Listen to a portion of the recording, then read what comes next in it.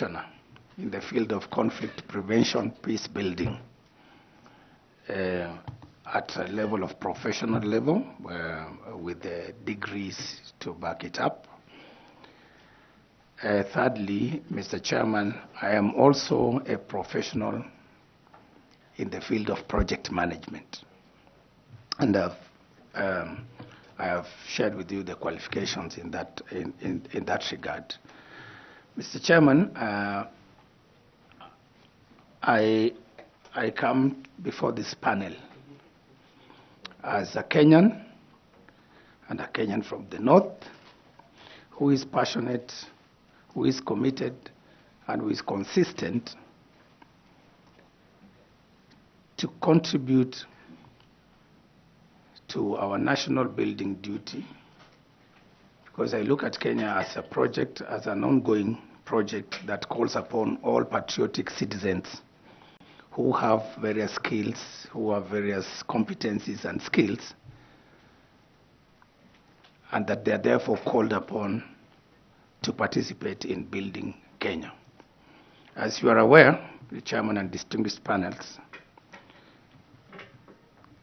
Kenya is a country that is going through democratization. And electoral processes, electoral management is one of those important duties that we as Kenyans must manage. And therefore, I come here well aware of the kind of institution or the kind of duties, the kind of mandates that a chairperson of the IEBC is required to undertake.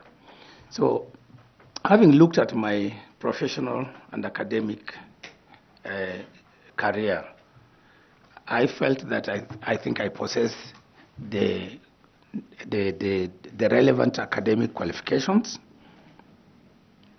and the relevant work experience that is necessary or that will be helpful to the management of the IEBC. Number one, Mr. Chair, I am one of those professionals that possesses multiple academic qualifications, having studied law at the University of Nairobi, where I obtained a bachelor's degree, second class upper division honors. I followed that with qualifications at the Kenya School of Law, where I obtained a postgraduate diploma in law, whereupon I was thereafter in 2003, I was admitted to the bar, to the role of Advocates of the High Court of Kenya, to commence my journey as a legal practitioner, as an advocate of the High Court of Kenya. Later on, not necessarily in the order of chronology, later on, Mr. Chair, I followed up my legal qualifications with a specialized certificate in implementation of the international human rights treaties at the University of Nottingham in the UK. And this was through the Chevening, what they call the Chevening Fellowship by the Foreign and Commonwealth Office. So I'm a Chevening fellow or scholar in that respect. And then with having done that, I also made sure that I later on did a master's in law at the University of Derby in the UK. And in that regard, I deviated a little bit from the issues of human rights, governance. I focused more on issues of transnational oil, gas, and energy law. And again, distinguished panel, this was in recognition of the fact that Kenya was also going through, by 2012, we had also discovered oil reserves, so I needed to have some knowledge on how that field works. So that's, in a nutshell, my journey around acquiring legal qualifications, both in Kenya and outside Kenya. Mr. Chairman, my academic journey continued, and in mid-2000s, I was actually among the first Kenyans to venture into the field of conflict resolution, conflict and peace building studies, where I later on acquired a Master of Arts in International Peace, Conflict and Development Studies. This was a new field that time. Not many people knew about it, but I ventured into it out of the personal experiences from where I come from, a county, a region that has been prone to conflicts and violence. So I decided to study so that I get the necessary understanding of conflict analysis and tools that can help in the resolution of those conflicts. And finally, Mr. Chair, in terms of my academic journey, when I got an opportunity to work with an international organization in the United Nations, UNDP, United Nations Development Program. I felt it was necessary for me to sharpen my skills and to gain the necessary knowledge and tools to improve my project management skills. So that's why I got a partial scholarship from the United Nations to study a Master of Science in Projects Management at the University of Liverpool, again in the UK. So these are some of the tools, these are some of the skills, these are some of the academic qualifications that I'm bringing to the table as we have this dialogue on my suitability as a chairman. And Mr. Chairman, with your permission, maybe later on as we have the conversation, we can relate, we can see the relationship between these qualifications and the work that I'll be undertaking, if successful, at the Commission. Mr. Chairman, in terms of my experience and practical work experience, I must point out to this Commission that even way before I got my degree at the University of Nairobi and got these academic qualifications, I had the rare privilege to work for our electoral management body that time, the predecessor to the current IEBC and IEC. And that is the ECK, Electoral Commission of Kenya. Way back in 1997, before I joined the university, I was recruited as a returning officer to undertake the work of the Commission in voter registration during one of those instances where the Commission undertook mass voter registration. So through that assignment, I gained an understanding on how to register voters, how to prepare the voters register, verification, cleaning it up. So that really exposed me to the work of the Commission in that respect. Later on, Mr. Chair, distinguished panelists, in 1997, during the general election in December, and again in 2002, I served the electoral body as a presiding officer, where I managed the polling station, and I ensured that the voting preparations and the voting, the counting, the tallying, the declaration of results was done in those two respective elections, which were fairly successful, and they ended up with the good outcomes. So, Mr. Chair and distinguished panelists, that is how I got to interact with the work of an electoral management body.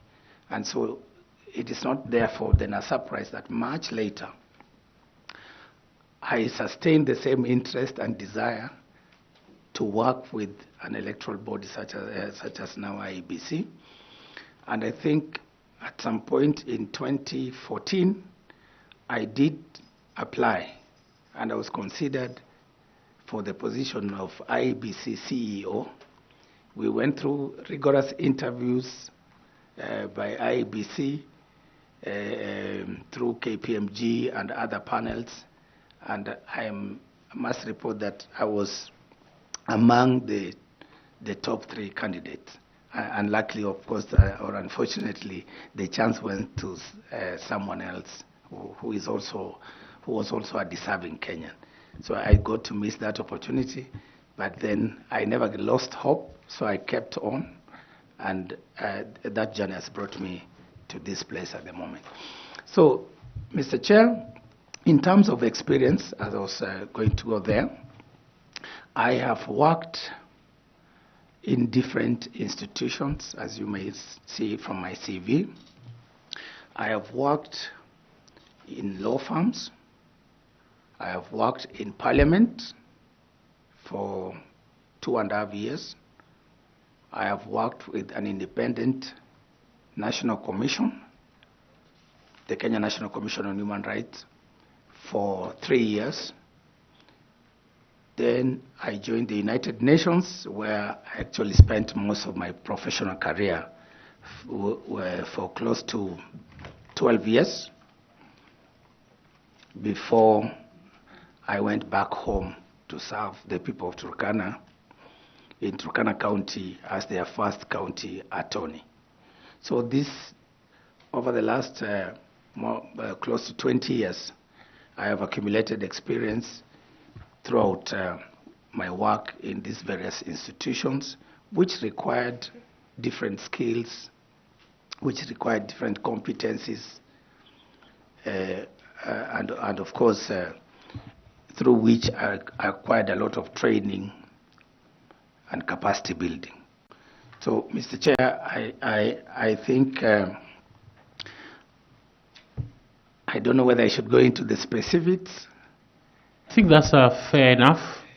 We have noted that most of those things are in your CV, and we appreciate both your academic and career journey, and the experience that you cite and that it brings to this panel today. Allow me to ask the Vice Chair to ask some questions. Thank you, Chairman. Mr. Ethicon, the role of the IEBC is a very intense role when it comes to electoral matters. And even though you have a background in the legal profession, do you have any other multidisciplinary skills that can help you as a chairman of the IEBC to be able to deliver your mandate as the chairperson? Thank you, Vice Chair, for that question. As I said during my introduction, I actually have invested a lot in acquiring multiple skills. So I'm not just a legal practitioner alone, but I also bring other skills in peace building, conflict management, projects management. So I will demonstrate to you how these skills will be of use to the delivery of the mandate of the IEBC. Madam Chair, Vice Chairperson, as a legal practitioner with 2 master's degrees and wide experience having worked in Parliament, my role was to look at policy and legislative briefs. That was a special assignment under the Parliamentary Strengthening Program by SUNY. And through that, I got to understand how the policy process is done in Kenya. Later on, when I joined the Commission, my role was on research, policy, and legislative review and implementation of international human rights treaties. So I know for sure that IEBC is an institution that is anchored in law, that is supposed to ensure compliance with law, that ensures that our elections are managed in a way that is compliant with the principles that are enshrined in the Constitution. There is an elaborate legal framework that governs our electoral processes and, of course, boundary delimitation, right from the electoral planning, execution, up to post-election review and audits. The boundary delimitation, again, will require that understanding of the procedures, the processes, and the legal provisions around that. There are issues of dispute resolution, again, arising out of the specific mandate of the IEBC. So as a lawyer, I would already be comfortable because I have the knowledge and the tools and to analyze the law, to interpret it, to find it. And more importantly, because my role at the National Commission on Human Rights was actually based on legislative review, I should be able, as the chairman, to lead my commission, commissioners and secretariat and the stakeholders in proposing, in making a case for reviews where, legal reviews where those are necessary. So for me, that skill of legal interpretation, legal writing, legislative drafting will be handy. Then secondly, in terms of my knowledge and skills in projects management, for example, you look at a project, we know, of course, elections. Sometimes elections generally are a process. But we can also look at an election, a specific election, for example, the 2022 elections that is coming in a few years. We can look at it as a project. You mean 2027? 2027, I mean. The 2022, sorry, Mr. Chair. The 2022 is just past. For example, if we take the election of 2027, already from a project manager's point of view, you can look at that election as a project. And a project has a start date and an end date. And I'm sure that will be reflected in our electoral management election operations plan. So when you look at it, then you have to deliver these elections within the time frame. You have to deliver it within the budget. You have to deliver it within the scope. Then you have to deliver it again, working together with with the project stakeholders. In this case, for the case of elections, you are looking at the various stakeholders we are working with. So as a project management professional, there are specific skills that I'll bring.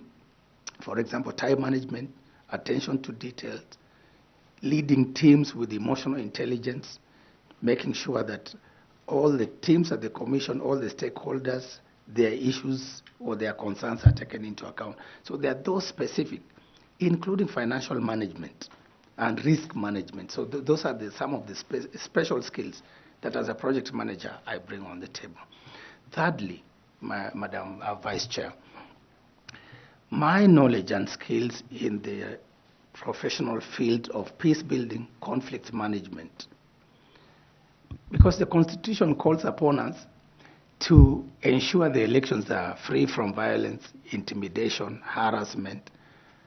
Those skills I have, for example, in the past, then maybe if I explain some of the things that I used to do at UNDP. We supported this country to come up with the conflict early warning and early response system. It is there, it is working, it's called WIANO. Those of you who have interacted with the National Steering Committee on Conflict Prevention and Management. That system worked during the 2010 referendum. It worked during the 2013 elections. And I've not interacted with of late, but I am assured that it's working. And that's a system that, so those are some of the skills that I bring in terms of mediation, negotiation skills, facilitating processes that ensure the resolution of some of the internal conflicts, but also other conflicts with the external actors. So in a nutshell, Madam Chair, without belaboring the point, I am here with all these tools at your disposal, at the disposal of Kenyans, to make sure that we improve our electoral processes in this country. Thank you. Thank you, Mr. Ethekon. Just as a follow-up, could you give this panel a scenario whereby your leadership skills have been tried and tested in your past career experiences and exposure?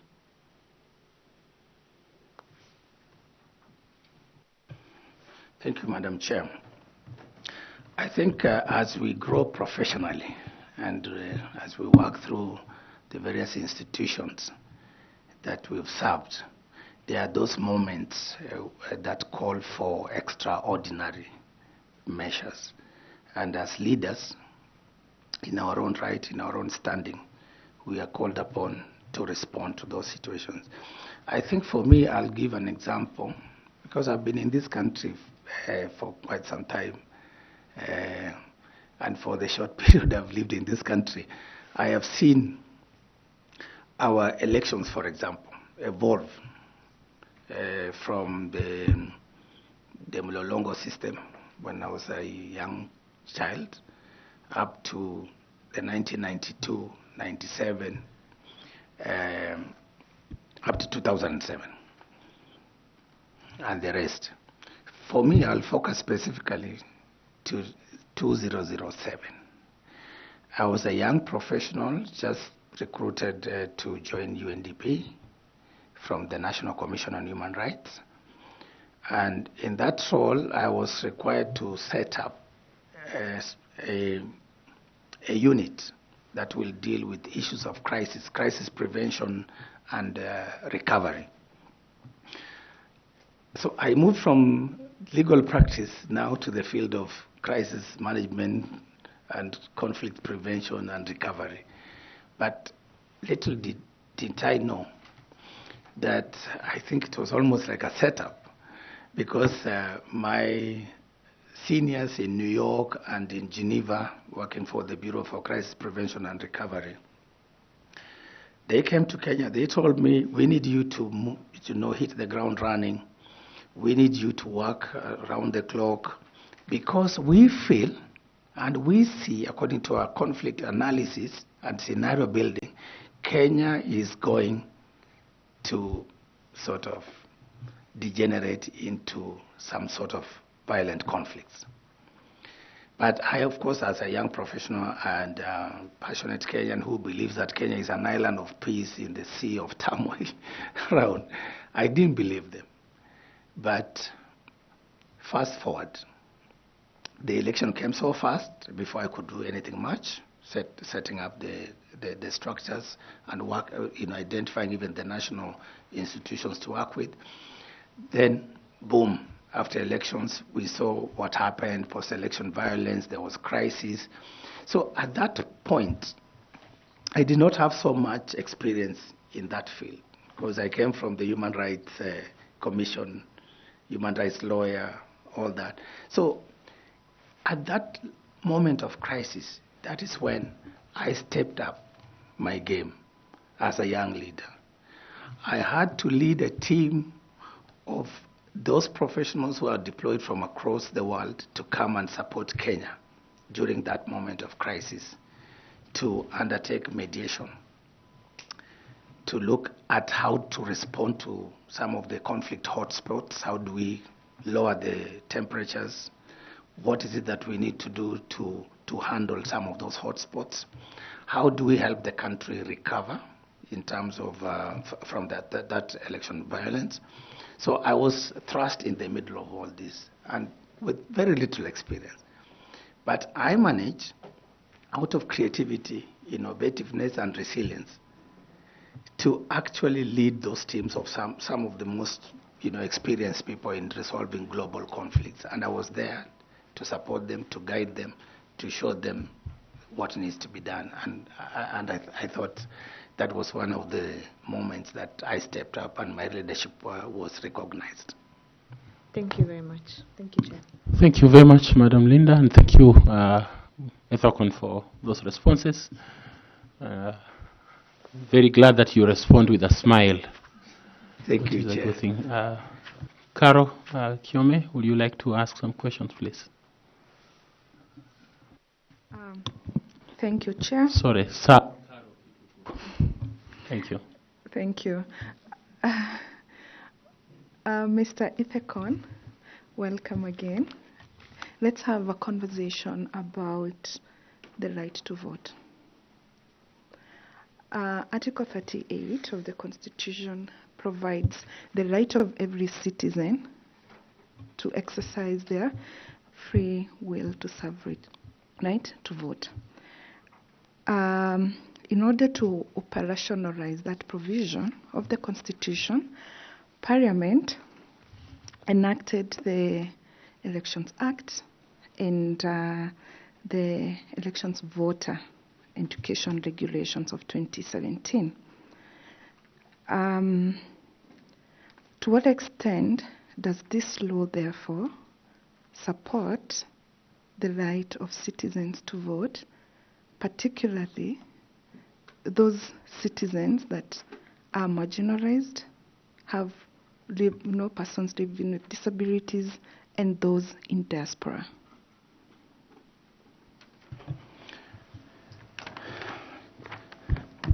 Okay, thank you very much, Ms. Carol, for those questions. I think there are multiple questions there. But if I got you right, I think it's in regard to particularly the voter education. No, we are speaking generally about the right to vote, for those people who are marginalized, persons living with disabilities, and those in diaspora. Thank you very much. I think I got you right. I think to respond to that,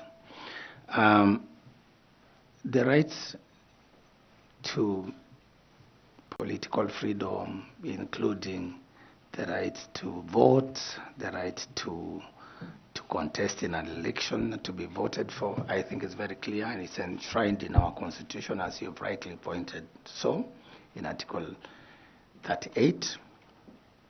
And these rights, the same Constitution in Article 88 sets up the institutional framework, the policy institutional framework through which we can now exercise that right.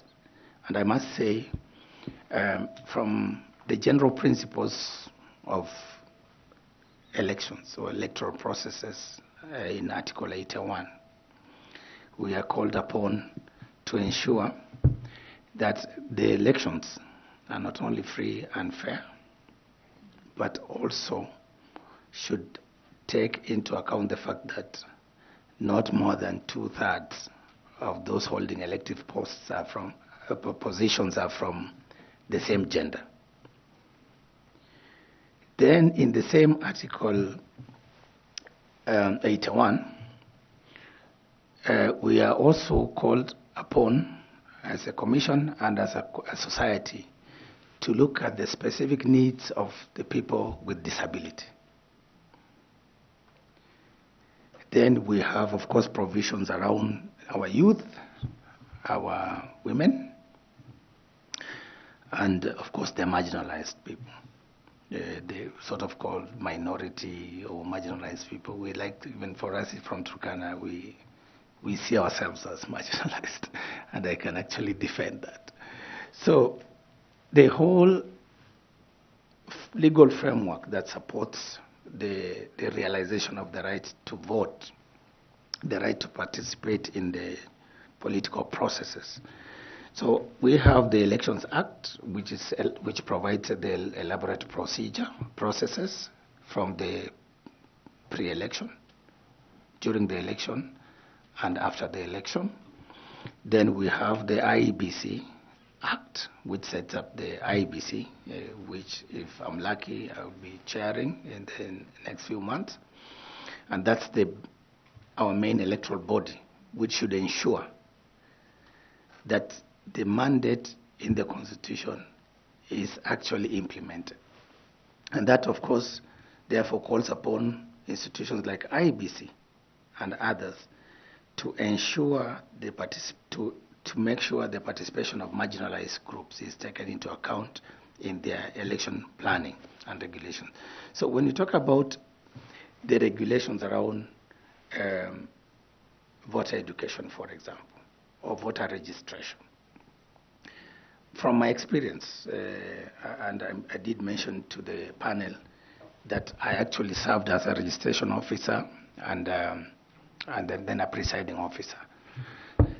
When you talk about these marginalized groups, you find that sometimes we disenfranchise them in the manner in which we conduct our registration, but also in the manner in which we try to reach them out in terms of voter education.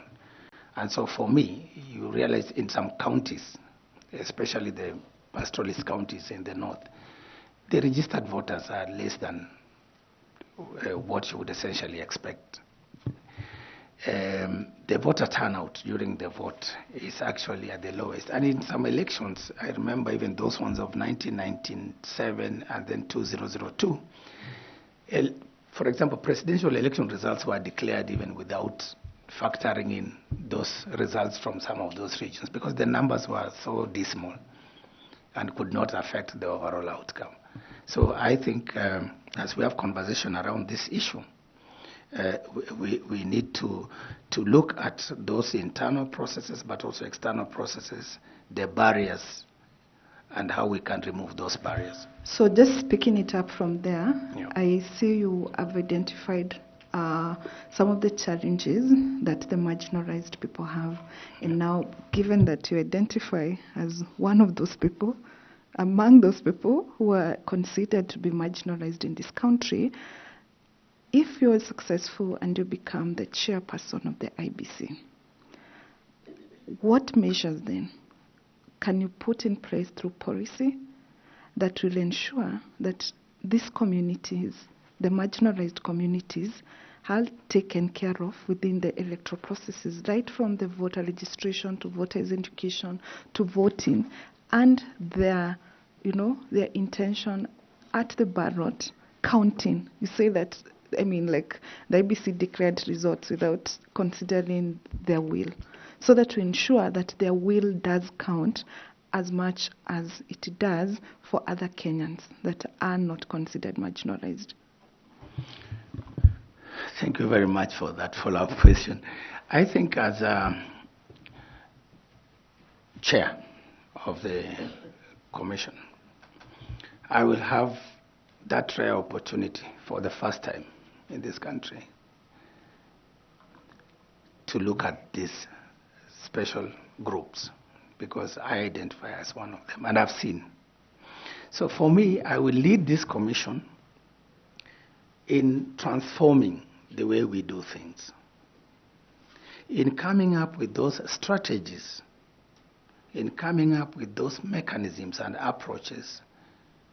And remember, as I told the panel before, I am from the Human Rights Commission, and therefore my orientation is in human rights. So I will ensure that a rights-based approach to voter registration, voter education, to the polling is employed. And therefore a rights-based approach will guide us in terms of addressing some of these special needs of these special groups. For example, I will look at how do we enhance the participation of people with disabilities in the electoral processes. Mr. Ethekon, let's talk first about the marginalized. The marginalized. And then we come to the disabilities fine. in that order. For example, measures, for example, such as how do we reach out to these marginalized groups? There are certain common characteristics. The geographical terrain, the location where these people are. Are they accessible? And if not, can we as a commission then use mechanisms such as mobile voter registration units to reach out to those people in those far-flung and marginalized areas with poor network and communication and transport facilities? Mobile voter registration. There is also the challenge of voter education. How do we reach to these people? Again, we can look at, for example, using local media. There are now, luckily, with the advent of devolution, we have counties and many people have invested in vernacular radio stations. Even in Turkana, we have a number of them, Joka FM and all this.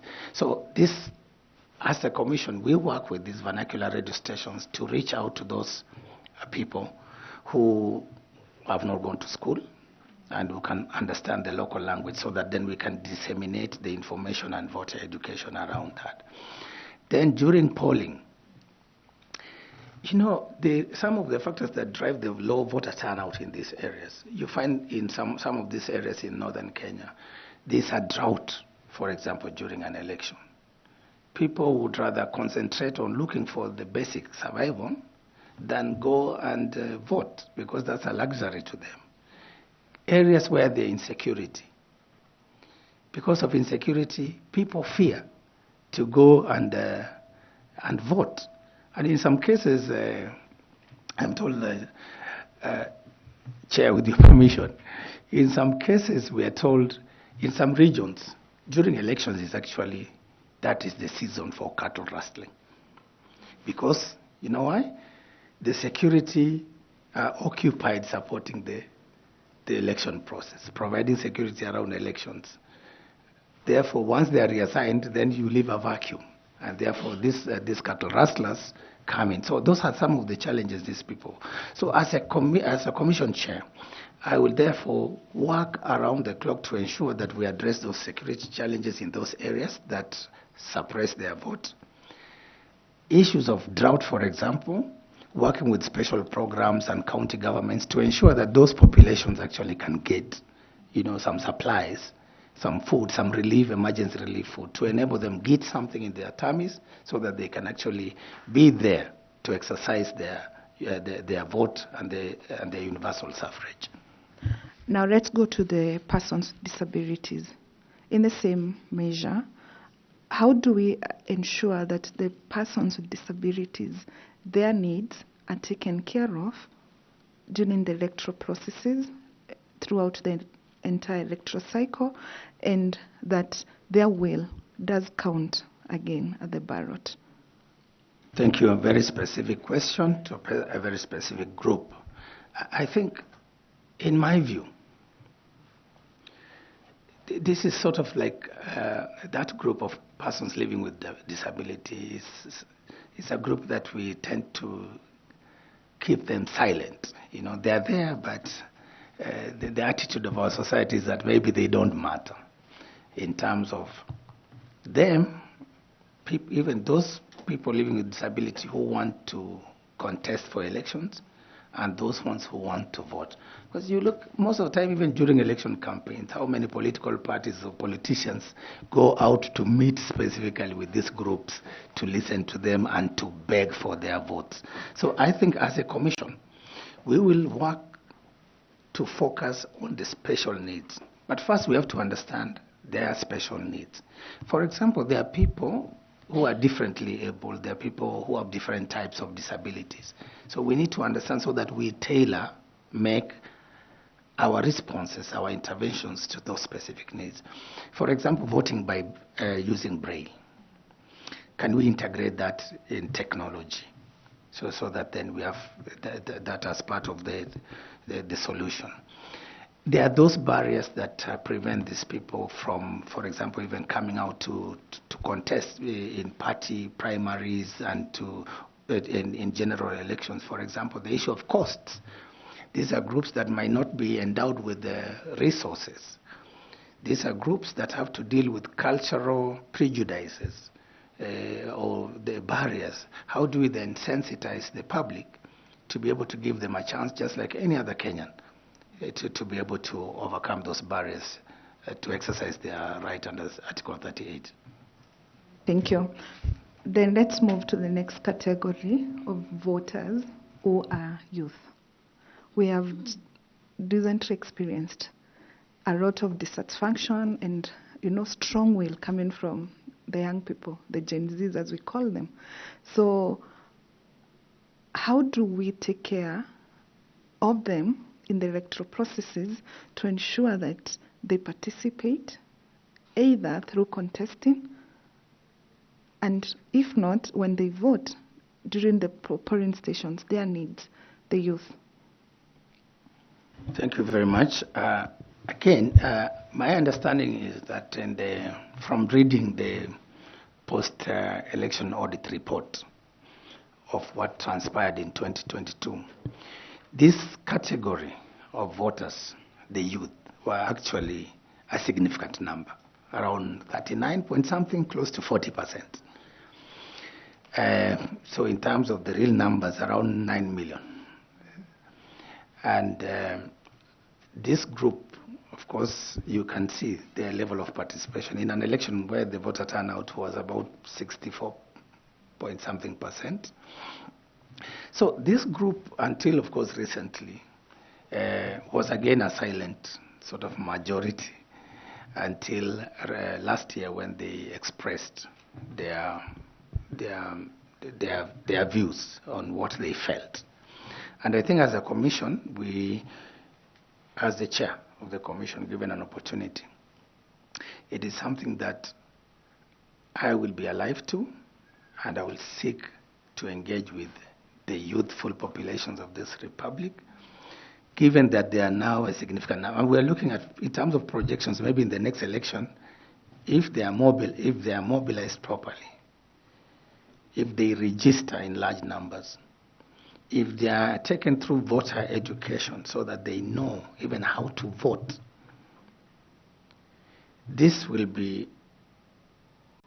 a game changer in terms of a population category in our election. So in terms of then, therefore, measures to bring them on board and to cater for them in our electoral processes, I think as a commission, one of the things we'll do, we will revitalize the Youth Engagement Committee.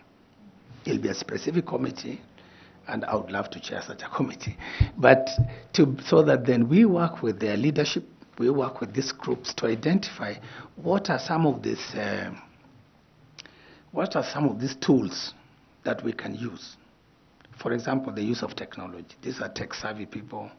These are people who are in spaces such as X, TikTok, Facebook, Instagram. So we can work with them and the big technology companies to see how do we reach out to these groups, what language do we use.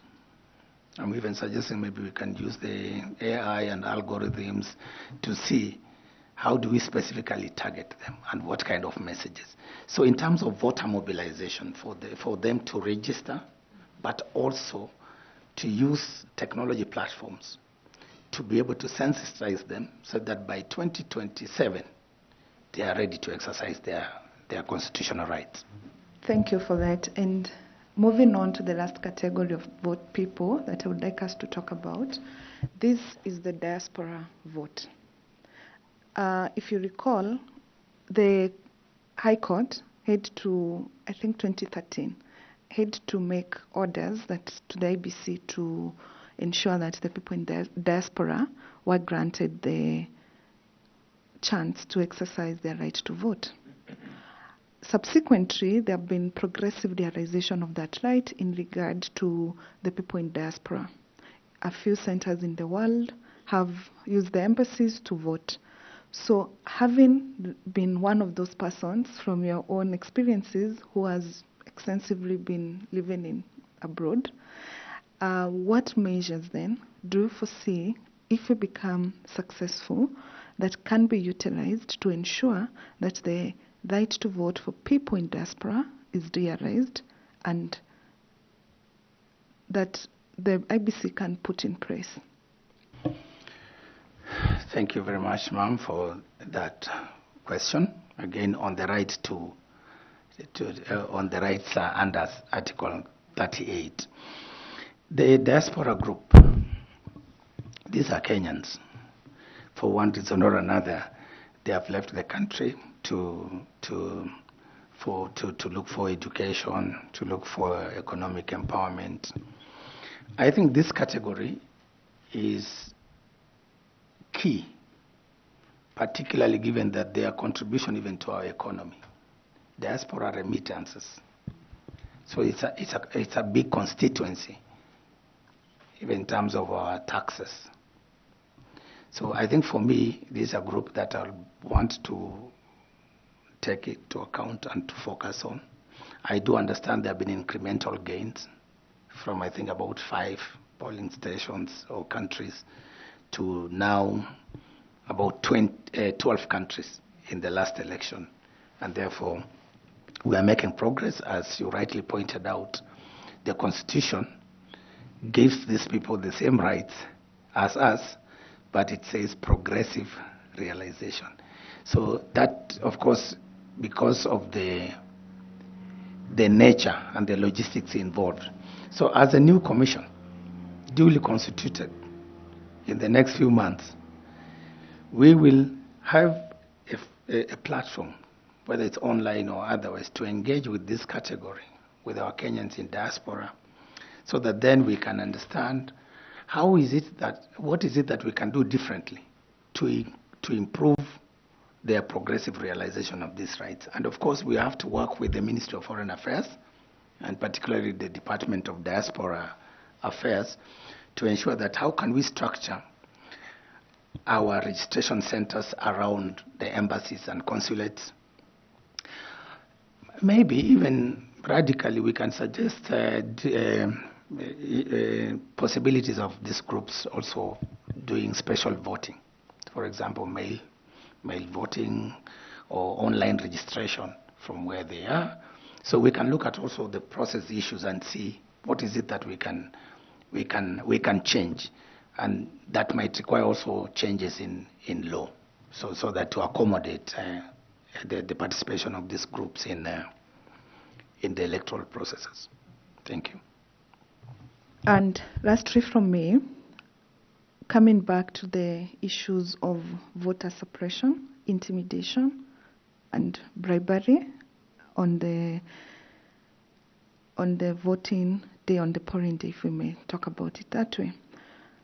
What are some of those measures that are needed as a way of reform, law reform, policy reform, to ensure that prosecution of those offenses, voter intimidation, bribery, is taken care of?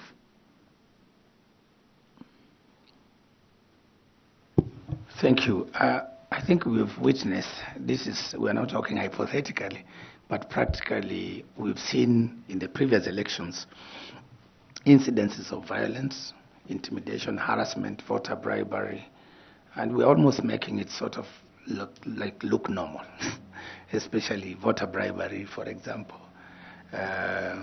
And you see even in some places you are told, the old ladies, mamas, they'll tell you, my vote is 1,000. So if you don't have 1,000, don't even talk to me. So it happens even in our rural areas. And I think, of course, there are many other factors that drive that. So we as a commission, to ensure the integrity, to ensure the fairness of the electoral processes, so that people exercise their choices on free will, not out of being induced either by money or by some treats or by force through intimidation and threats. So we need to sort out this as a country. And therefore, when you look at the Election Offences Act, we need to look at, are those offences, are the penalties in the Election Offences Act adequate? For example, I do know voter bribery will attract, for example, a fine of $1 million and maybe imprisonment of, I think, 6 months or 1 year, somewhere there. But anyway, my point is, are those penalties adequate? So we need to look at the Election Offences Act to see whether the penalties match the severity of these offences that are committed during elections. Number two, in terms of election security, how do we improve our election security around the election period, up to the polling and the declaration of results? So can we then ensure that we structure our security arrangements so that then our security officers are there to arrest some of these situations, including the incidences of violence? So that then, of course, again, working with the investigative agencies. That's why we bring in the office of the DPP to prosecute, to investigate and prosecute some of these offenses. Of course, I've mentioned working with our police to increase, but also more importantly, that's a bit of the hard approach. If we take the soft approach of being a peace builder, can we then take measures to ensure that we sensitize our populations on the counterproductiveness of violence, intimidation, and bribery, so that then we're able to explain to them, to educate them on the importance of avoiding some of these tactics that actually disenfranchise our populations. All right. As a follow-up question, I hear you proposing harsher penalties and sentencing, measures. But I'm wondering, there is an existing legal framework today that seeks to deal with these issues. In my view, the problem is not actually maybe the law. The problem could be that that law is not being implemented, is not being enforced, and as you said, we have started taking it normal and casual. The bribery issues, the violence, the harassment, the intimidation of voters that at the end up suppressing voters on the polling day. My concern, and where I would like us to maybe clarify, how do you see IBC come in that area? The law exists. I hear you on your proposals, but in the context of the existing legal framework, what would be the IBC's role to ensure that these offenses are taken care of? I hear the conversation on the DPP, the IG, but does the IBC have any role outside these other agencies, these other government agencies? Thank you. I think IBC has a role, because one of the mandates, one of the functions of IBC that the Constitution has bestowed clearly is monitoring compliance, especially with political parties. Political parties have to comply with certain legal requirements. For example, IBC can take action, including disqualifying some parties from participating in elections, or some individuals who are culpable for some of these election offenses. But I agree with you. The legal framework is there. The enforcement bit is weak or lacking in some cases, or in most cases. But I think IBC also, in terms of, for example, we're just talking about prevention of that electoral violence and intimidation. In 2010 and 2013, we had a peaceful referendum in 2010. 2013, we had a peaceful election, generally. We didn't have major incidents. But not because there were no, these things were not there. They were there. But again, as I mentioned to you earlier, the conflict early warning and early response system, which was robust and was able to penetrate across the country, was able to pick up some of these incidences of violence, intimidation, and then action was taken to forestall them. So I think we can work with partners to run that election security arrangement program anchored on a robust conflict early warning and early response system, to be able to capture these incidences. And for me, prevention is better than cure. And it has happened in this country before. And it's something that I'm really willing to share that experience with the Commission and all the stakeholders, how we did it. Yeah, thank you. Thank you so much, Mr. Ethicon. I wish you well. Thank you, Mr. Chairman. Thank you. In the interest of time, allow me to ask Madam Koki to also ask her questions. Thank you. Thank you very much, Chairman. Mr. Ethicon, karibu tena, and thank you for a very elaborate response to some of the questions relating to elections, electoral process, and cycle.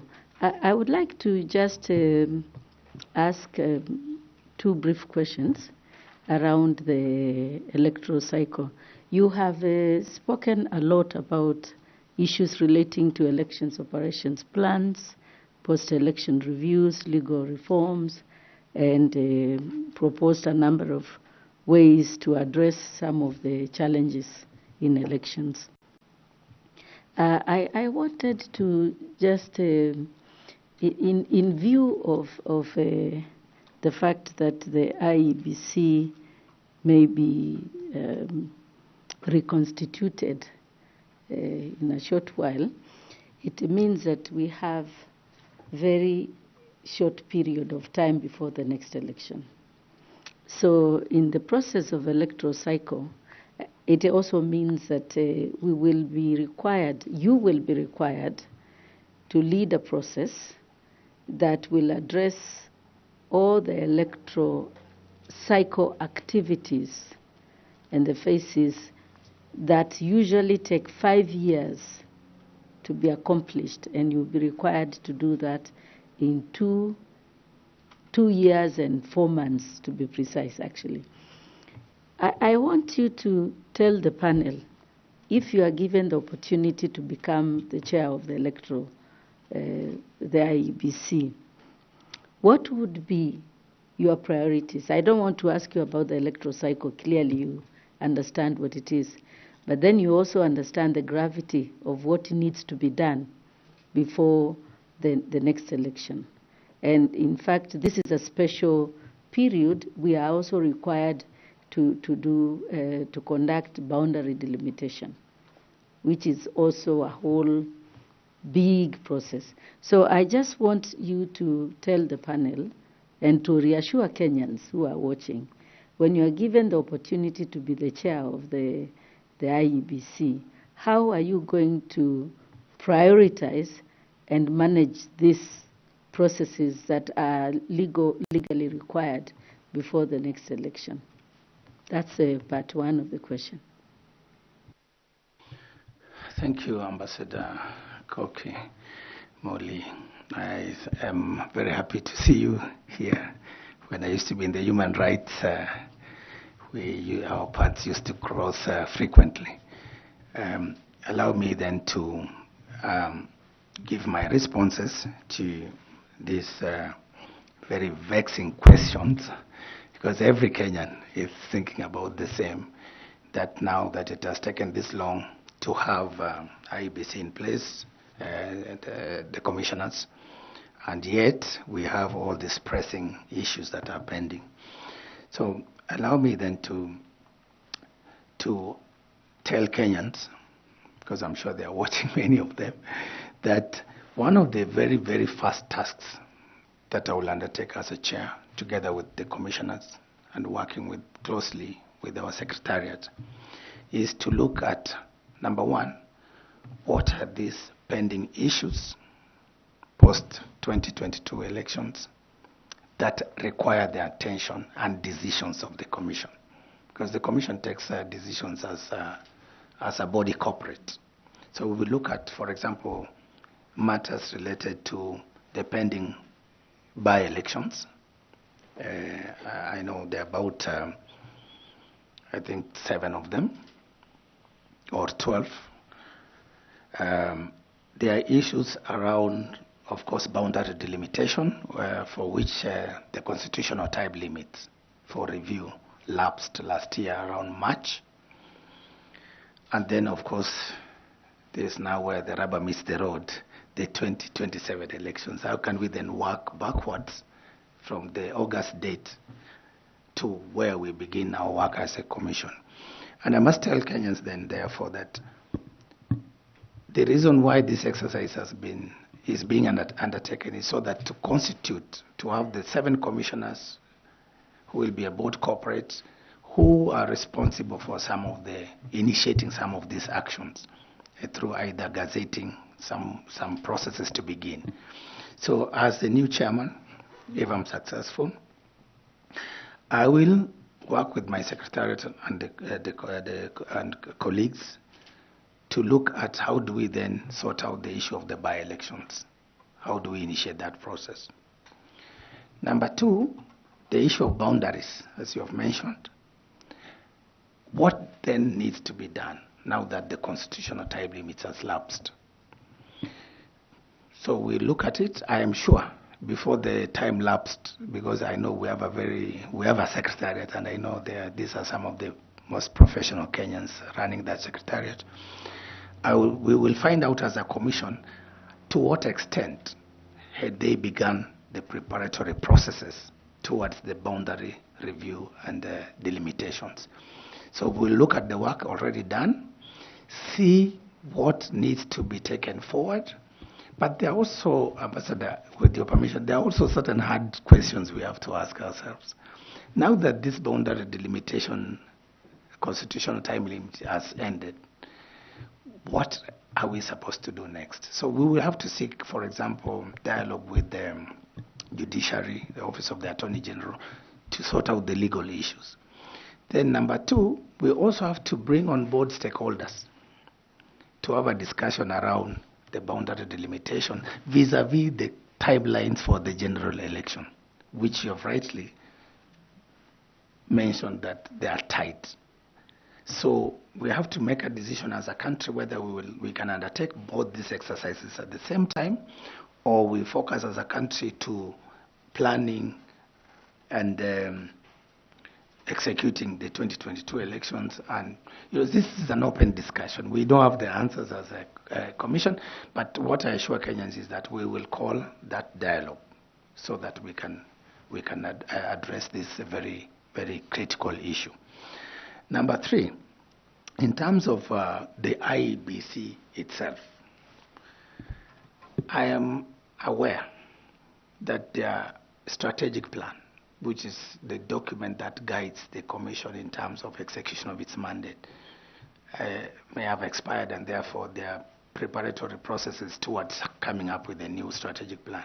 So priority as chair would be for us to finalize that strategic plan, because strategic plan is a document that will guide us in terms of delivery of not only the general election, but also other critical processes, including the boundary delimitation.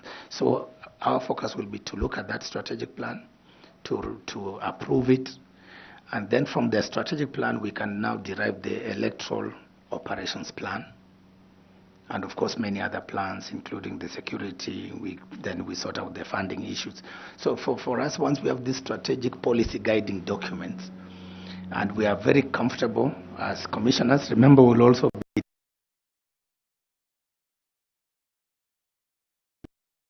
quickly internalize this and then roll out. And where certain decisions will require me as a chairman to gazette so that we initiate them, I will do so as soon as practicable. Thank you. Thank you very much. I would like to thank you for the answers that you have provided, and just hope that as you pray and hope that the Secretariat has done a lot more preparations for the administrative work, and we expect that they have done that in terms of preparing for the election, so that you or anyone else who gets this opportunity is able to plug in the processes and just ensure that the processes that require gazettement or require the commission are taken care of. Just lastly, I know the boundary delimitation will consequently resort to fresh registration of voters, and of course there are younger voters who have since become of age that will be registering, and that requires another big job of cleaning the voters register, updating it and making it current. And all this work requires something you have mentioned called budget and funding. How are you going to address that issue? We have read that the Secretariat had proposed or asked for some money, and I just want us to discuss briefly on the issue of budgeting and the issue of your 6 colleagues, because being a member of the IEBC does not necessarily require you to have specific skills and competencies that you may require. So it may require some induction or some training. How are you going to deal with this to bring together this team and to get the necessary funding and budget to carry out the work? Thank you, Ambassador. I think the issue of funding of IBC and the elections and other processes, including delimitation, if we go there, will require us to engage with the Parliament, because that's the the one that holds the purse strings. We will need to also engage with the Treasury to see how we can unlock some of these things. You know, our elections, of course, my understanding is sometimes you read in the media and elsewhere, is one of those expensive elections. And I know, of course, there are those cost drivers. So as a commission, we are aware that, of course, because we live in this country, we are aware of the limitations of the resources because of the hard economic times, not only in Kenya, but globally.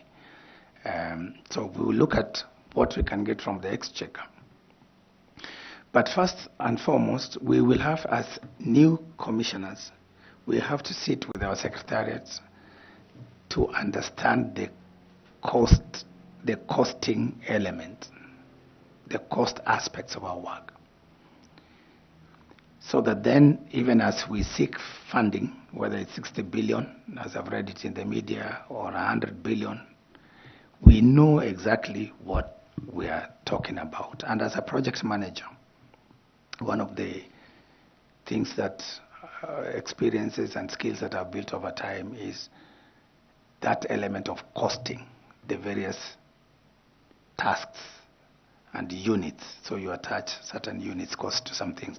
So we will have to interrogate that budget or come up with a new budget proposal so that then we engage the key stakeholders in that respect. But allow me also to mention some years back,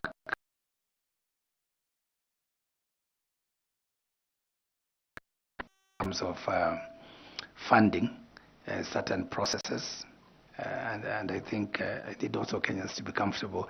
UN is an intergovernmental body, so it's not some NGO there trying to influence things in this country. This is an intergovernmental body that has the credibility and the capacity to support. But we as a commission will also look around and say, hey, who else can help us where there are certain funding gaps so that they can plug in. But we need to be very clear on what is it that we are costing, how much, and where are we getting these resources from, so that even when we are talking about the looking around for our partners, we are able to tell them this is where the deficit is and this is where we need their support. So I think that issue. And then, of course, internally, the issue of commissioners and induction. I think that's one of the first assignments we will have to undertake so that everybody is comfortable. When we are talking about budgeting or electoral processes and partnerships, then everybody's on the same page. Thank you.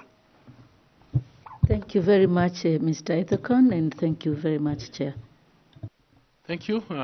This time I'd like to ask FCPA Tanui to ask some questions.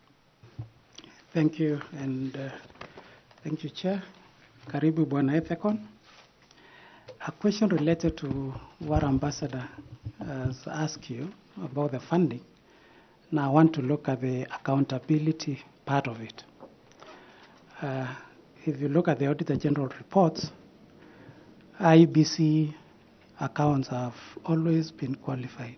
I don't know whether they have gotten any unqualified report.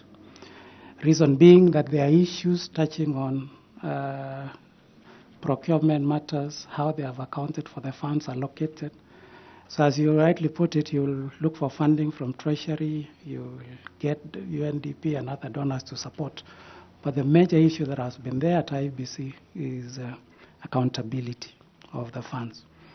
And you'll note the Public Accounts Committee reports. If you're to look at them, there are many key audit matters that have been raised. So as the chair, yes, we do know you are not the accounting officer, but you are the head of that institution. You are the head of the electoral management body. And yes, there is an accounting officer, but you are responsible for the commission as a chair. So what mechanism will you put in place, or what strategies will you put in place to ensure that there is accountability in the resources that you've been allocated? Thank you, CPA Tanui. And CPA Tanui, for your information, I attempted to follow your footsteps by studying CPA some years back after high school, but I managed only to reach CPA 2 thereabouts. Then I dropped it. Yeah, So you can still continue. thank you. I think with this enormous task ahead, I may postpone it to a later date. But thank you very much, CPA Tanui. I think the question of accountability, because we have scarce resources in this country, and those institutions entrusted with these resources must understand that even to be an accounting officer of IEBC or the chair, these are positions that you hold in trust for the benefit of the people of Kenya. And one of those duties and obligations imposed upon us by law is to ensure that we account for and we are transparent in a manner in which we expend public resources.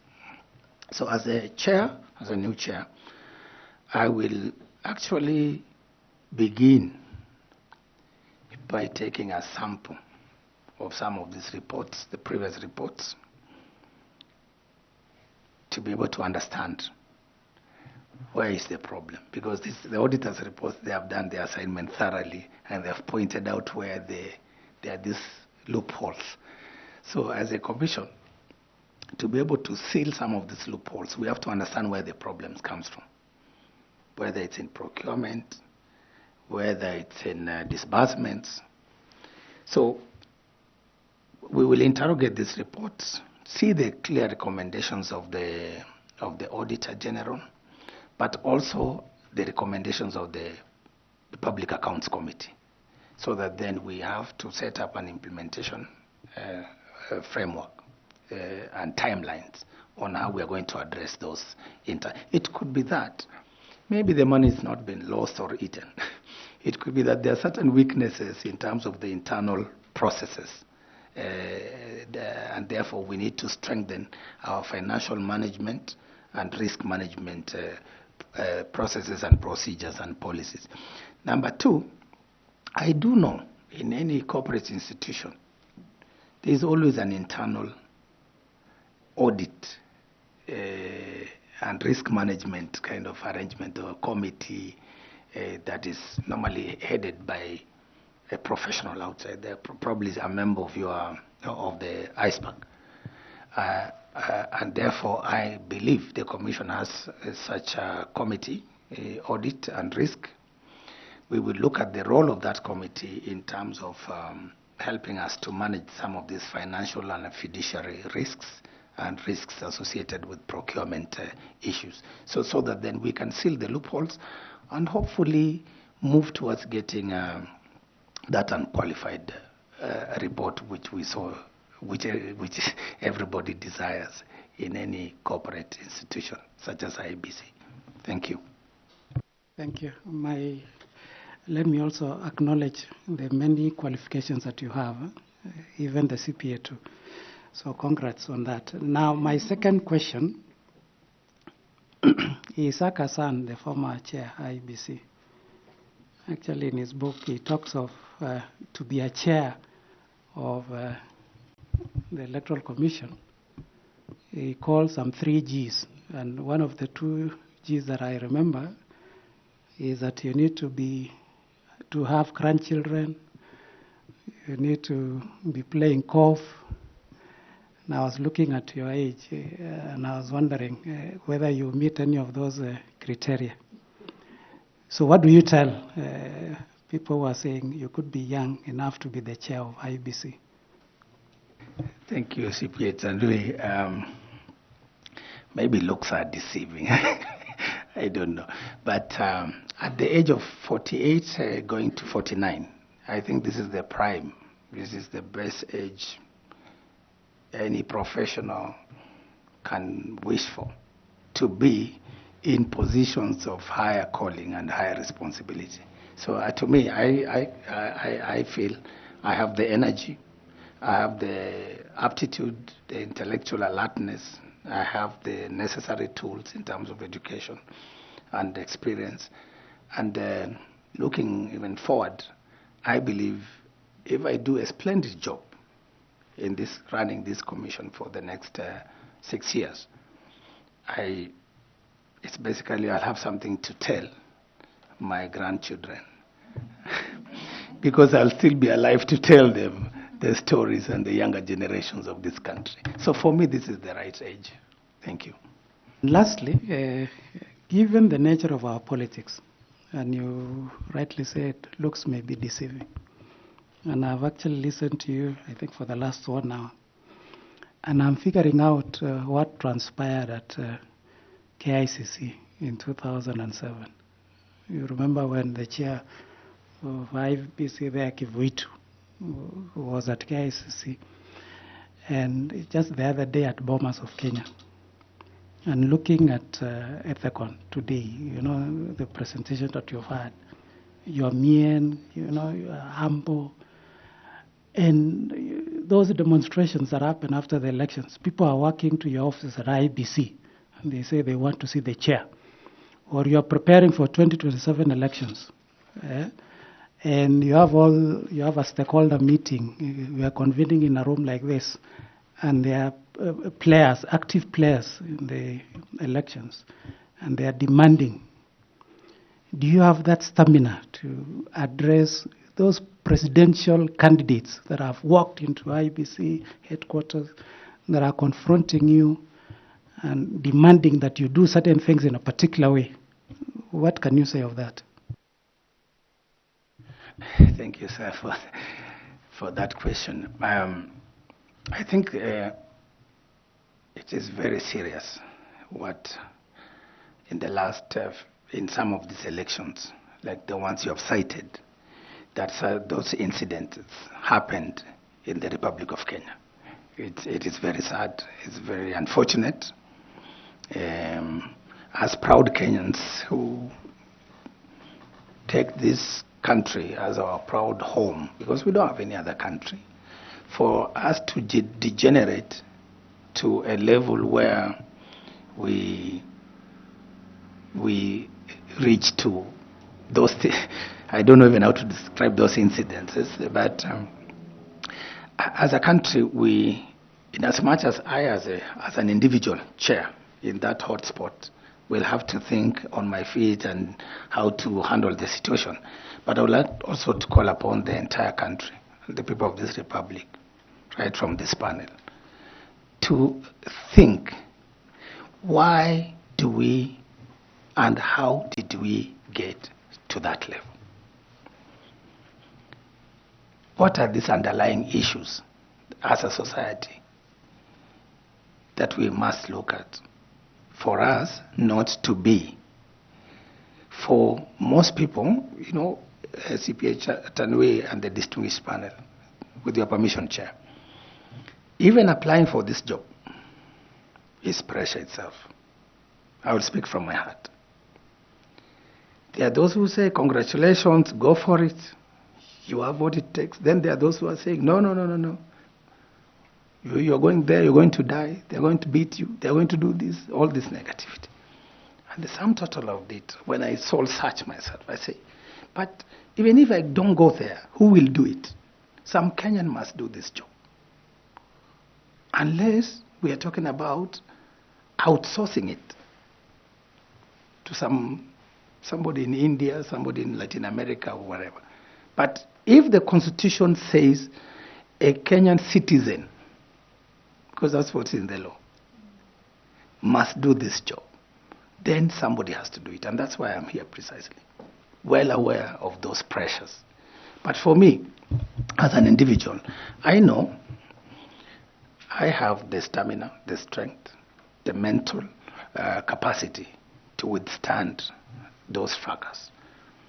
But as a commission, we'll put in place measures to try, learning from experience, to avoid those measures.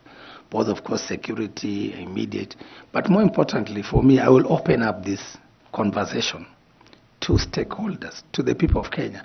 Why do we have to go to get to that level of violence in front of cameras, in front of the whole world? That a process that we have taken time and invested a lot of money in. We've cast our vote. We've counted at the polling station. And now at that point, when we now want to declare the final results, then we lapse into that kind of anarchy. So for me, as a chair and as a new commission, we will begin to work with the electoral stakeholders. There are, of course, the political elites. That's where the problem is. We have to talk to this group and say, you can compete, you can win, but you can also prepare not to win.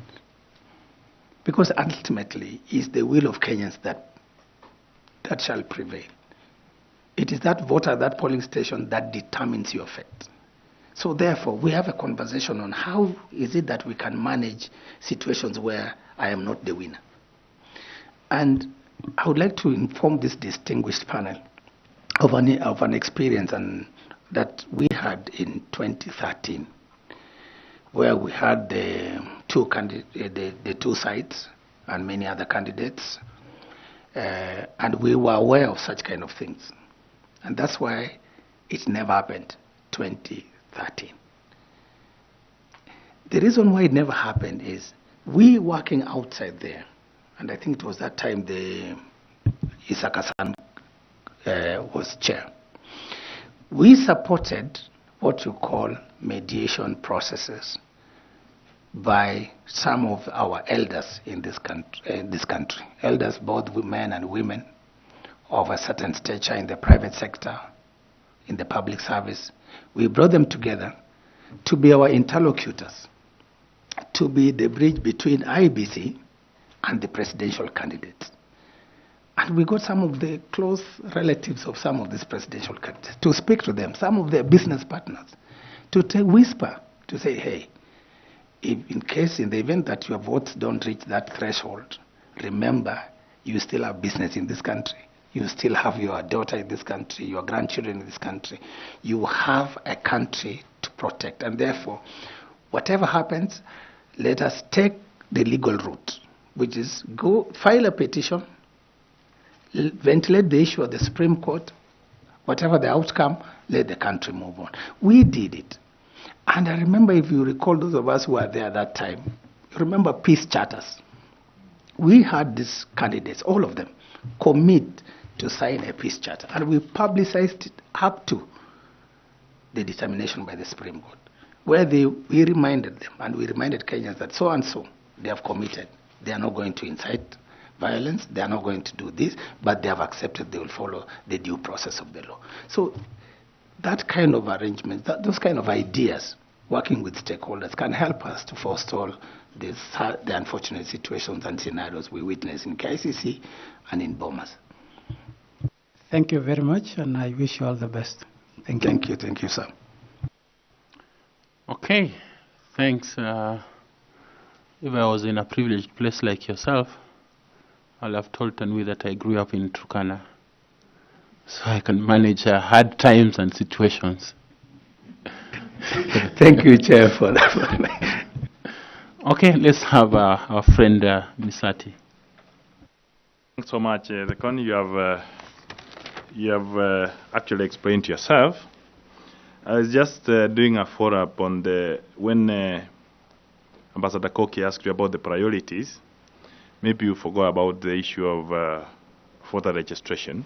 I want to follow that with my question, where I'm looking at the IPC commissioners and the secretariat. In the Krieger report, there were some recommendations which were done on how IPC commissioners and the secretariat should operate.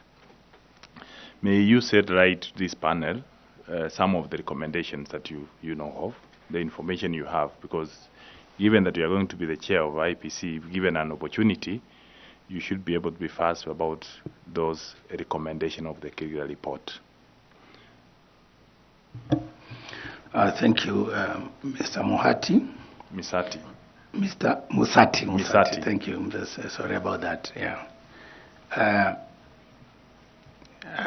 The Krieger report arose as a result of the events of 2007, 2008, in which we experienced that post-election violence. And then, of course, there was that process of internal review of our electoral management bodies. And I think some of the recommendations touched on the roles, the functions of the secretariats vis-a-vis the commissioners. And therefore, there was a recommendation to clearly delineate these roles so that to avoid situations where there are conflicts between the secretariat and the commissioners that can sometimes undermine the credibility of the institution, but also the credibility of the electoral processes. So that's one of the key recommendations that I can recall. Thanks so much. Now, I want to make a follow-up question on the same.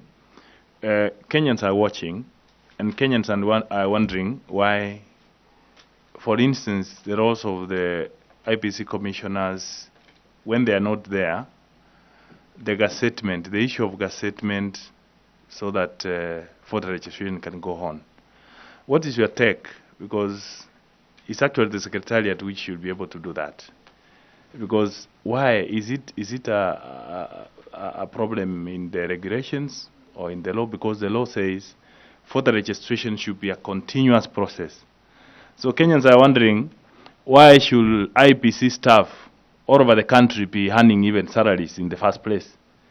What do you think you'll be able to do as a chairman to ensure that this process of voter registration is continuous?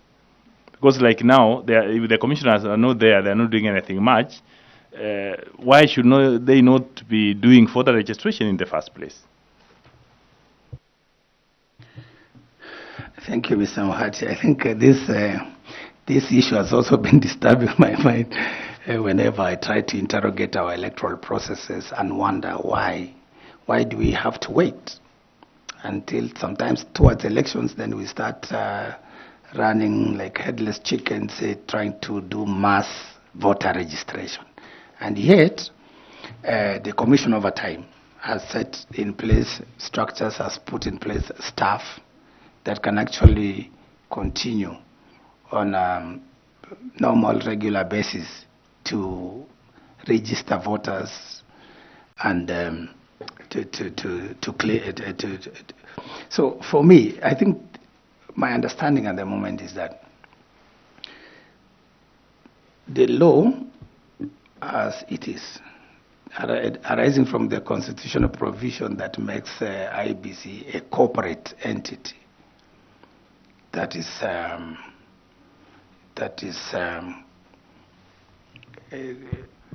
corporate entity now makes it, in terms of decision making, it is the commission constituted as a board that makes some of those decisions, and including looking at the voter registration arrangements and okaying it. And if you look at the Elections Act, most decisions originate by way of gazette. Presidential election or vacancy has been declared, the chairman will gazette. Voter registration, chairman will gazette. Voter education. So for me, we need to look at the law as it is and to ask ourselves, does it serve public interest to continue doing things this way, or public interest will better be served if we decentralize some of these things so that then all that is needed is some kind of delegation of responsibility to the secretariat to run with it. So for me, it's also a vexing question to me. But as a new chair with my commissioners, we will look at this and then make proposals, working with political parties and other stakeholders to see whether there's a case for law reform. For me, I think that's how I would look at it. Thanks so much. It will be an issue, I wanted to remind you, it will be an issue of looking at the regulations, because the Constitution is very clear that voter registration should be a continuous process, so it's a matter of looking at the regulations. The other last question from me, or rather reminder to you, is that among the recommendations of the critical report was the formation of the tripartite dialogue platform between the election management body, IPC, the registered political parties, and the political parties, the PPRC that exists, Section 38. I wanted to remind you that it's, if you have any details about Section 38 of the Political Parties Act, that was actually a recommendation of the critical report. So the only question I wanted to ask you, just to finish, is whether you are aware why that recommendation came. Do you have, if your history serves well, particularly the one of the dialogue? Yes. I think this recommendation, I think, arose because of the election is not, it's a process, and it has many sub-processes, then it has many actors. So when you look at IBC, it's the constitutionally mandated body to deal with electoral matters. But political parties, these are our clients, these are our key partners. These are the people we are there for, to facilitate them to participate in the political processes. So when you have the three institutions, the one that regulates political parties, their formation, internal democracy, dispute resolution, and then you have IBC that deals with managing the processes involved. So that dialogue is critical in addressing some of the issues along the process, taking into account some of the opportunities that dialogue brings, some of the opportunities for addressing challenges pre-election, for example, including challenges around nomination of party candidates, compliance with the party lists, and all this. So there are a number of issues that this structured dialogue, this structured platform can actually address in the electoral cycle. So I think it's a very important recommendation. And again, you've seen, it's just not only this. Over the years, many other informal platforms have also come up to foster dialogue. For example, our dialogue with other stakeholders, including, for example, the Interreligious Council, including civil society and what have you. So creating these safe spaces where people can ventilate issues and resolve will actually forestall a lot of things, including litigation, which is normally expensive. Thank you. Thanks so much. I wish you well, but I just wanted to remind you that when the Clear Commission, they were getting public information, they were told that the suspicion between the political parties and the election management body was so much during that post-election violence. The parties complained they were not getting information. So that is the reason why that dialogue, because for us to have a free and fair process, the stakeholders, the key players, the political parties have to be brought to the table to avoid that suspicion. Thanks so much, and I wish you well. Totally agree. Thank you. Thank you, Mr. James Misati. And I would like to ask Ms. Fatuma Saman to also ask some questions. Thank you, Chairman. I would like to take this opportunity to congratulate you and thank you, Mr. Ethekon, for being an inspiration to the children of the North. Thank you, thank you. Thank you, madam.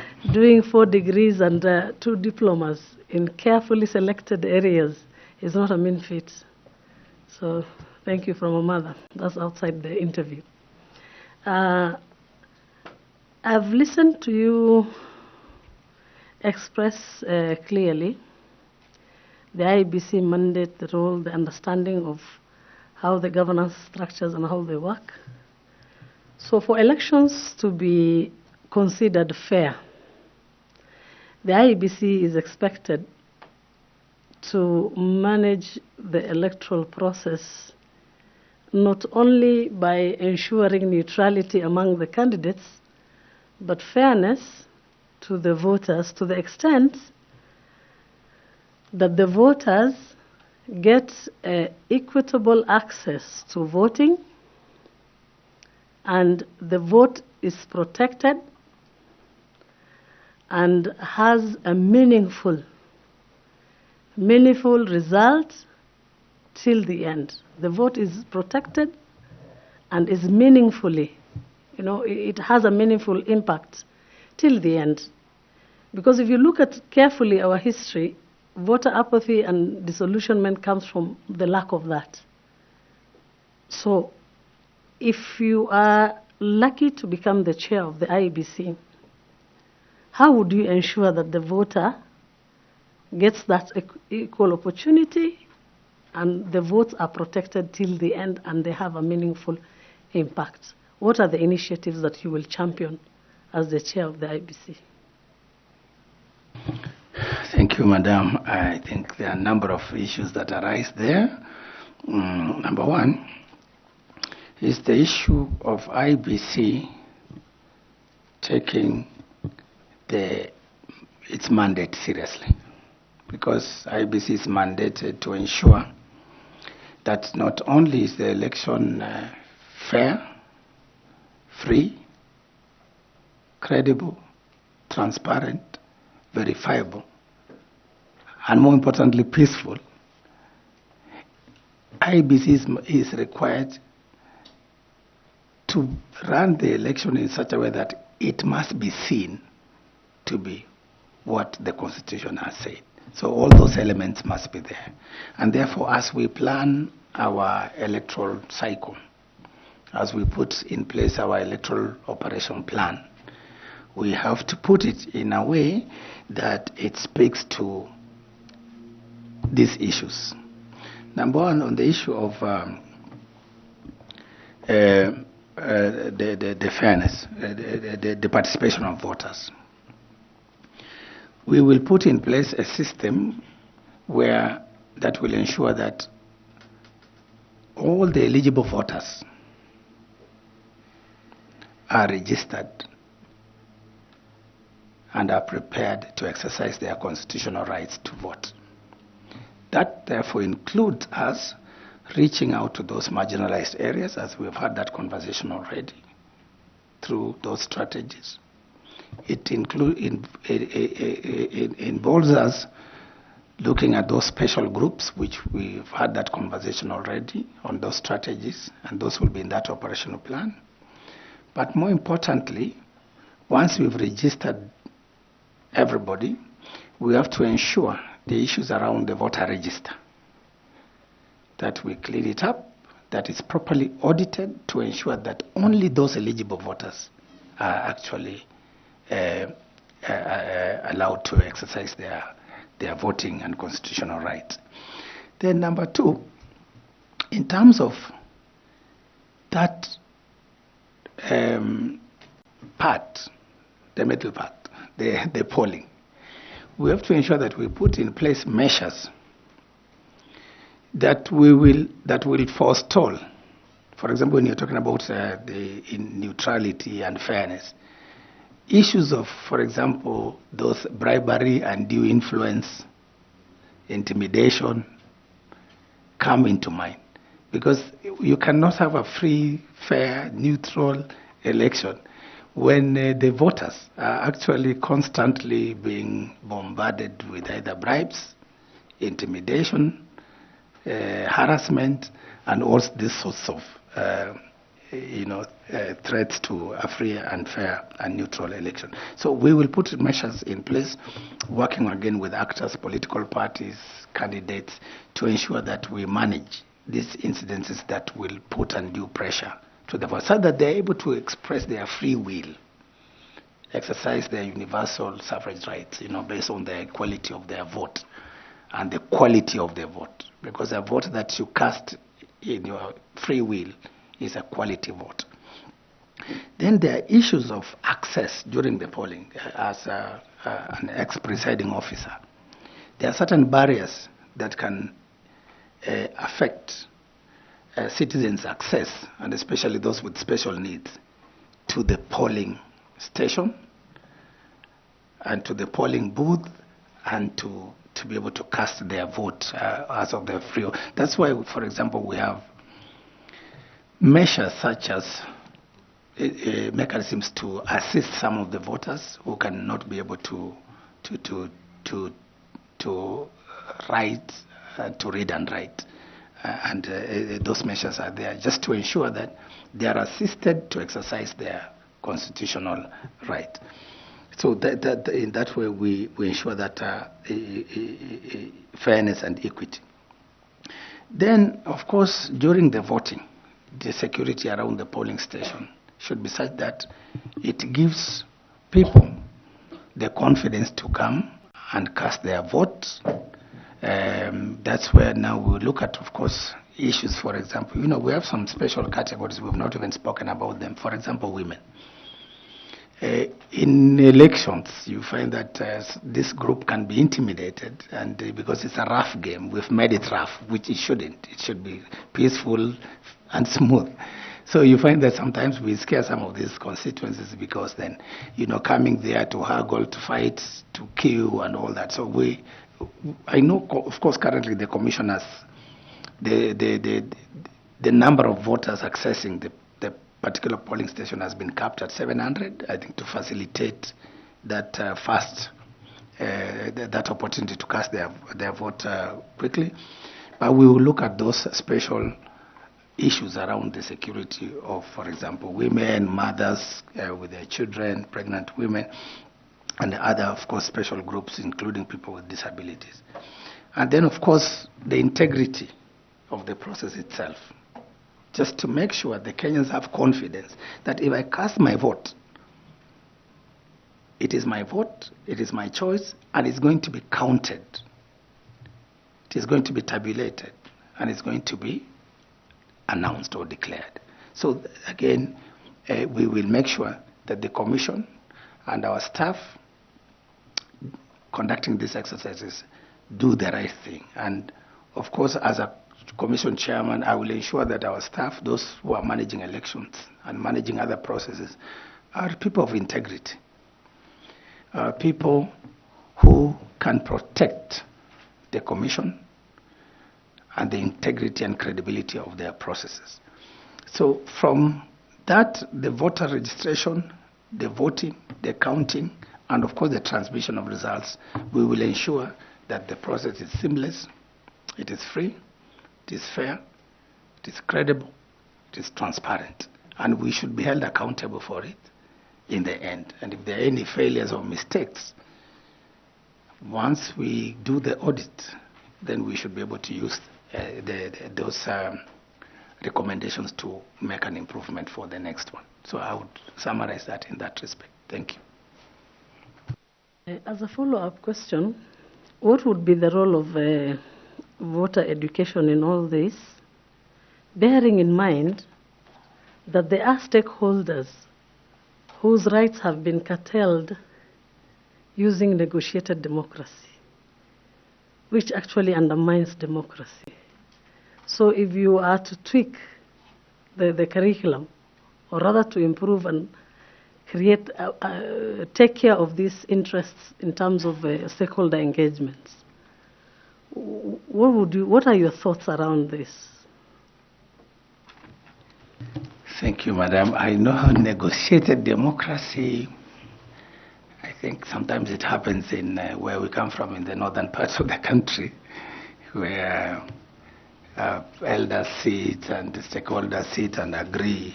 Maybe some candidate shelves their ambition in favor of another one, and things like that. And maybe in the process, the people of that region miss out on maybe a candidate who could have served their needs better had they been given the freedom and the choice to support that candidate. So for me, I think, I don't know whether our law allows for negotiated democracy. I don't think it allows for negotiated democracy at that level. But what I do know is that In terms of accommodating special interests, then we have factored in that proportional representation into our laws, into our Constitution, Article 90, and therefore then allows political parties, as they fight for this thing, as they haggle, but they are reminded, yes, there are certain categories of people, for example, the women, that you need to include in your party lists, persons living with disability, the youth, the marginalized groups, because understanding the power play, because politics and elections is about power play. So when you identify this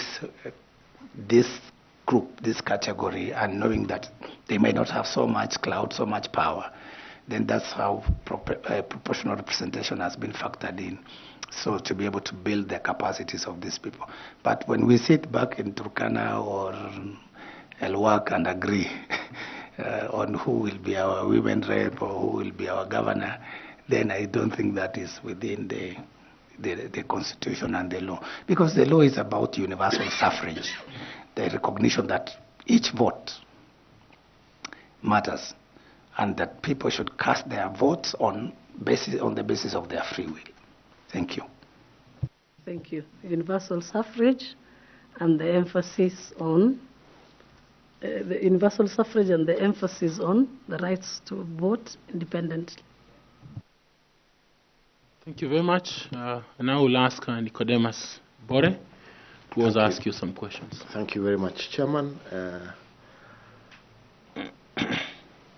You have generally described yourself as a human rights lawyer, though you did something on oil and gas. I don't know, you had the intentions of becoming a baron, oil baron. And from your CV, we have also noted that you have worked very closely with the women of the world and developed very gender-sensitive policies. Coming back home, we note that there has been this very elusive two-thirds gender rule principle. And now, given a chance to become the chair of IEBC, what strategies or recommendations would you propose to help us achieve this principle? Thank you, Mr. Bore. I think the question of gender is very important, and I think our Constitution speaks to that question. And I think I just finished by trying to discuss that issue of proportional representation. So in terms of gender, this has been a national debate. And when I look at the books, when I look at the reports and the discourse generally out here, and looking at what the Commission did in the last election, the Commission, working with political parties, tried to enforce the compliance, tried to ensure the compliance with the party list requirements in the political, in the law, for purposes of actually bridging the gender gap. But of course there were some challenges which I will explain. But generally speaking, when you look at our county assemblies, the elections under Article 177 and the requirements of the law, the party list under Article 90, where now these political parties have to share certain positions so that then they can meet the gender to that requirement. The reports, if you read the post-election evaluation report, it shows that actually the county assemblies have met the two-thirds gender role. And you can begin to see the process by which some of the safeguards in the law, where now the computation of how do you allocate those seats. And despite the fact that there are still about 4, according to the Elections Act, but the County Government Act talks about 6. That's the youth, people with disability, and the marginalized groups. But the gender top-up, taken in totality, then the county assemblies have made it. Where the culprits are and where the problem is the National Assembly. The Senate, I think, has a gap of about 2 to meet it, just to slightly to stagger to it. But the problem, what I read in the report, is that the enormous gap exists in our county, in our National Assembly. So then, what is it that we require to do? Some of the measures we can put in place to bridge this gender gap. I know it's still an ongoing, it's open, but some of the thoughts that I have based on what the law says at the moment, until we go maybe for a major, maybe constitutional reform process or legislative serious reforms. At the moment, how about we look at, because then you have in assembly, you have 290 elected. Then you have the, I think 12. And therefore to play around, so that's the 12 is the gender top-up. And I think it's fixed at that, at that level. So then you cannot even, twist the political parties through the political party list to top up, because they have been foreclosed. Again, the same with the Senate. So we have to find a way where then maybe we can open up that, so that then in law we can have more latitude within the political party arrangements, within their internal democratic processes, for them now to mobilize these constituents, either through proportional representation, but also through supporting them, the women, to actually contest the elected seats. So in terms of that proportional representation, the hands of even the assembly are tied by the law. So we need maybe some changes in the law to allow that flexibility, like the county assemblies have done. But for me, I think the whole aspect of proportional representation was a bridge gap. It was not meant to really last forever. It was meant for us to uplift these marginalized people, the ethnic minorities, the women, the youth, the people with disability. But in a country that is progressive, that our democracy is keeping on, it's improving. Why don't we dream of a day where Kenyans can wake up and look at Carol and Professor and give them an equal chance through electing them by the ballot? So I think we need to put measures as a country to support our women, our marginalized people, to begin to participate, to begin to enjoy the Article 38 right. So we need to to look at those barriers. For example, in most elections, maybe women shy away because of the level of violence and intimidation, the amount of money you need for you to contest an elected seat. So we need to address issues of election financing. How does it impact these marginalized groups or special groups? We need to look at security. We need to look at the attitudes of our parties within their party structures and arrangements. What is it that they are doing to encourage more women to contest, actually, to run even against men? So that then Kenyans can be given that opportunity to choose from a variety of candidates, not this men-dominant kind of electoral processes. Thank you. Thank you, Chair. Thank you very much. I now want to ask Professor Adam Solo also to ask you some questions. Thank you, Chair. Edun Ethicon. You are one of the people whom you look at the CV and you're trying to make the connection. But listening to you, the connection comes out. And therefore that makes me change Thank you. the question that I wanted to ask. because the Vice Chair and other members have brought out that connection. Thank you, sir. I want to go the Tanui route, FCPA Tanui, to give you the practical aspects of our election, and therefore ask you to tell Kenyans why at 48 you are that man that they have been looking for. FCPA Tanui gave you the example of Samuel Kivitu the late. He was quoted as the results were coming in, saying, I can't reach my returning officers. I hope they're not cooking results out there. Then on the day that he was announcing the results at KICC that you have referred to, he was alone with only one media station, the state media station, with GSU around him. And the swearing in took place at dusk. No normal fanfare,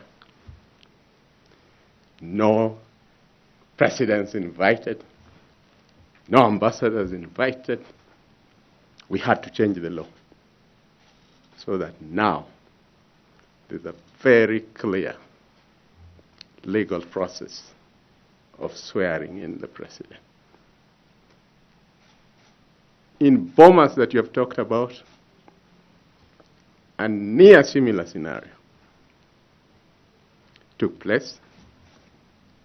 The Supreme Court, even as it threw away the petition,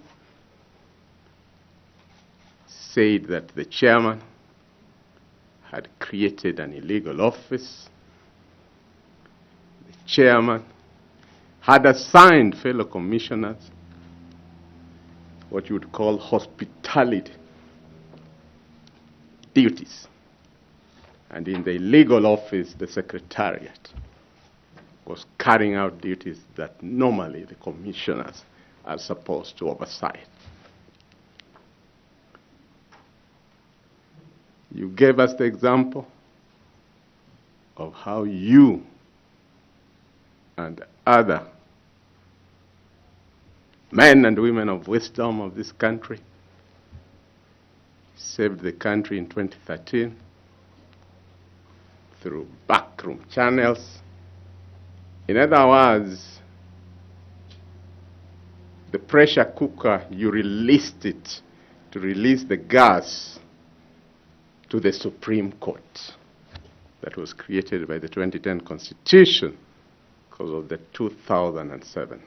What I'm asking this gentleman from a marginalized community who, as Fatuma says, has gone against the odds, if you are made chairman, what would you do so that we don't make the Supreme Court the releaser of the pressure, and instead IEBC, led by Edung Ethekon, is the one that resolves and brings confidence to Kenya that finally we have a referee that leads an election that is fair, that is transparent, that both winner and loser and Kenyans and observers can say, this was the result.